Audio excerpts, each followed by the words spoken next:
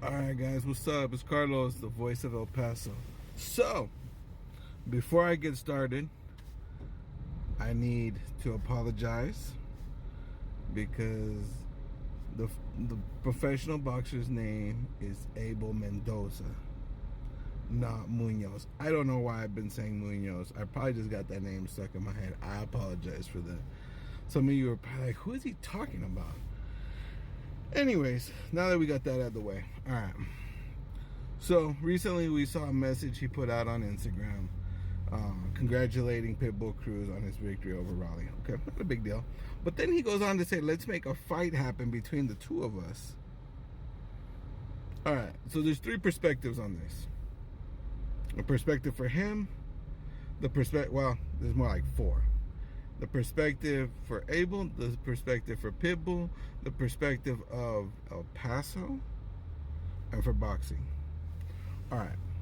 For Abel, this is a great setup because he hasn't had big time fighters that he's fought against, right? He has a ton of fights and a ton of wins, and he had an exhibition match where he did that in Russia, right? That's according to BoxRec, by the way. So for him, that's a great fight. For Pitbull, is that a good fight? I don't think so. What does he gain from that?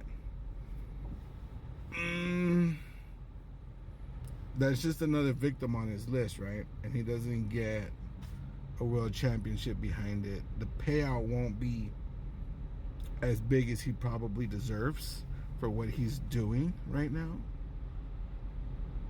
Does boxing want to even see that match? Probably not. I mean, how many people actually outside of El Paso and the borderline community actually know about Abel Mendoza? I almost did it again and called him by Munoz. Jeez. And then there's the last perspective for El Paso. I mean, for El Paso, that's a great setup. I mean, for us here in the city, we'd be like, hey, one of ours is fighting a big time dude, right? But outside of that, it's really not. I don't foresee it happening. I know he has won a world championship. I don't know if he's defending it or not. I have met the gentleman. He was doing an interview at the gym with the previous coach. Nice kid.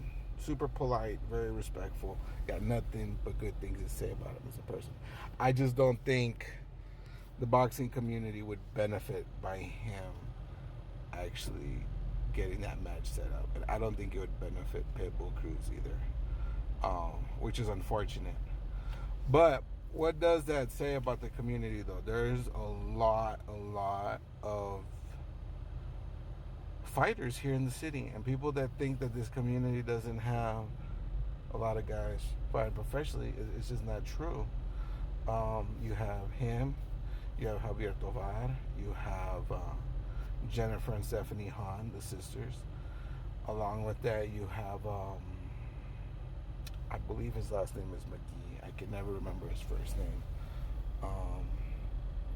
Jesus Marin, he's a young pro coming into the game.